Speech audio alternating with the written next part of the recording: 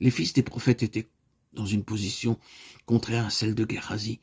Ils étaient en union vivante avec celui qu'ils appelaient Père. Il n'y a rien en eux qui soit de l'intérêt personnel. Quoi que vous puissiez dire à leur sujet, malgré leurs défauts, leurs faiblesses et leurs échecs, vous devez reconnaître que ces hommes sont réellement en esprit d'un même cœur avec leur maître. Ils reconnaissaient que pour eux, tout dépendait de ce maître. Est-ce qu'il y a du poisson dans le pot? Bien, lui seul peut résoudre la situation. S'agit-il de cette foule affamée, de gens ayant besoin de nourriture, alors qu'il n'y a rien pour eux? Lui seul peut le faire. Il les alimentera. Est-ce que ce fer de hache étalé par le fond? C'est lui qui peut le récupérer, non pas Géhazi. Le pouvoir est en lui et en lui seulement.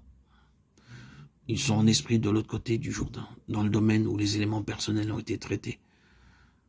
Je reconnais que l'image est imparfaite, mais je pense, et il n'y a aucun doute que c'est ce principe que nous avons dans tout cela. Si la croix n'a pas fait son œuvre, nous sommes quelque chose dans l'œuvre de Dieu, et l'issue, c'est la mort, et non pas le chemin de la vie.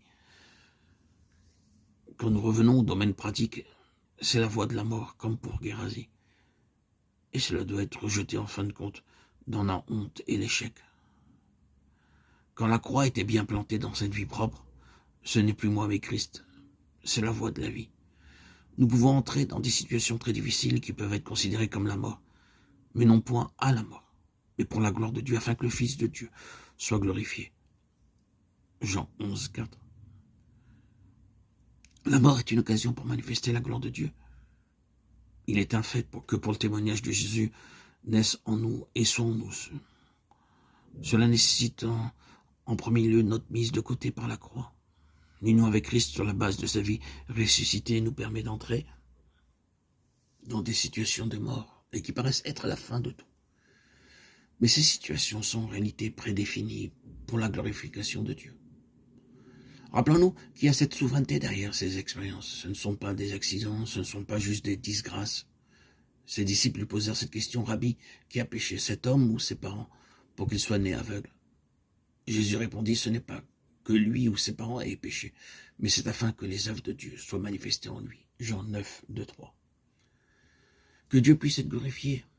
Quelle étrange souveraineté qui se manifeste par un homme aveugle de naissance. Lazare était malade et il est mort. Mais il y avait la souveraineté derrière tout cela. Le Seigneur Jésus lui-même se tient en retrait pour laisser place à cette souveraineté. Jésus lui dit: ne t'ai-je pas dit que si tu crois, tu verras la gloire de Dieu? Jean 11, 40. C'est ce qui gouverne tout cela.